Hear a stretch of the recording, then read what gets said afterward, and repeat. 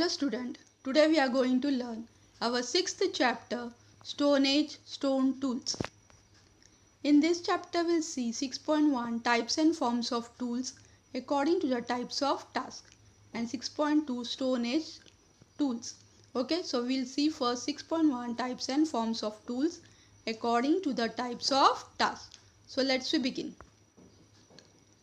6.1 types and forms of tools according to the types of task. If we saw a shiny object buried in the ground, what would we do to take it out? Perhaps we would scrape it out with our fingers. If that did not work, we might try to dig it out with a twig or stick.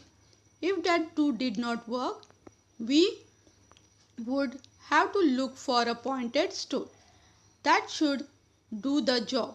But if it still doesn't, then we would have to get an iron rod to dig that shiny object out. Now see, when we have to remove something, what we do? We will see first remove with our finger. Okay, if it did not work, what we'll do? We will take twig or stick to remove it out. If that too did not work, so what we'll do? We'll take a pointed stone. If that too did not work, then what we'll do? We'll take a iron rod to dig it out that object. What this shows? This shows that we need to choose the tools according to the demand of the task. Now say down I have given the pictures. Okay, finger, twig, rod, iron rod and pointed stone. Now the following 4 factors determine our choice of tools. First one, availability of resources. Second one, minimal use of time and energy. Third one, maximum efficiency. Fourth one, skill of handling tools which is acquired through practice. Now see, these are the 4 factors determine our choice of tools. What is this? The first one, availability of resources. Resources should be available. Okay. Second one, minimal use of time and energy. Okay, time and energy should be used in minimal. Third one, maximum efficiency. Fourth one, skill of handling tools which is acquired through practice.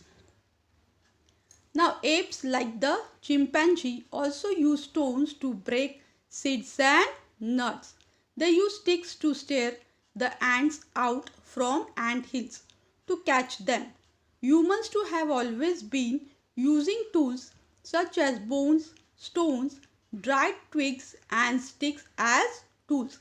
Now see, apes like the chimpanzees also use stones to break seeds and nuts. Okay, so they use sticks to stir the ants out from ant hill. So I have given the picture. See how they are stirring the ants out from the ant hill to catch them.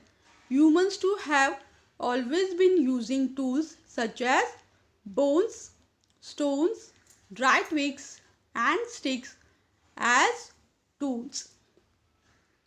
Now with continuous and minute observation, experimentation and their inborn imagination, humans learn that they could sharpen rods, bones, sticks and stones into tools to carry out their task more efficiently.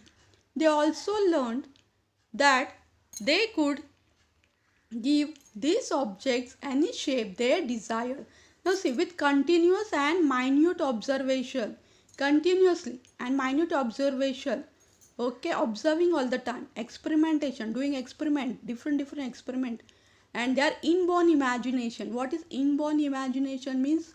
Inborn means God gift. Okay, humans learned that they could sharpen rods, bones, sticks and stones into tools to carry out their task more efficiently. They also learned that they could give this object any shape they desired. Okay, they wish any shape they could give that object. Okay, see, tools made from stones and bones. See, first one, a chopper made from a pebble. Second one, a scraper. Third one, a circular hammer stone. Fourth one, a chopper made from a flake of stone. Fifth one, a borer made from a bowl. And sixth one, an antler used as a pick. Now in the previous lesson we saw that stone tools we found with the remains of Homo habilis. Okay, in the previous lesson what we learned that stone tools were found with the remains. Remains means skeleton of Homo habilis. We can say that he made them because they were found near his remains. But did he make only stone tools? Okay, only he make a stone tools?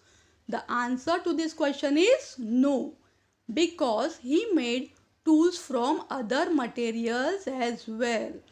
Okay, so with the remains only stone tools found. So what is the question here? Did he make only stone tools? The answer is no, because he made tools from other materials as well. However, of the tools made by humans thousands of years ago, only the stone tools can be found today. Tools made from bones are rarely found. But since twigs and sticks decompose easily, we do not find any tools made from them. Now see, however, of the tools made by humans thousands of years ago, only the stone tools can be found today. Okay, so tools made from bones are rarely found. But since twigs and sticks decompose easily, okay, you know that twigs and sticks decompose, okay, easily, so we do not find any tools made from them. So students, I hope you understood this point. Okay, so study well, solve your MCQs properly. Okay, stay healthy, stay safe, and have a nice day.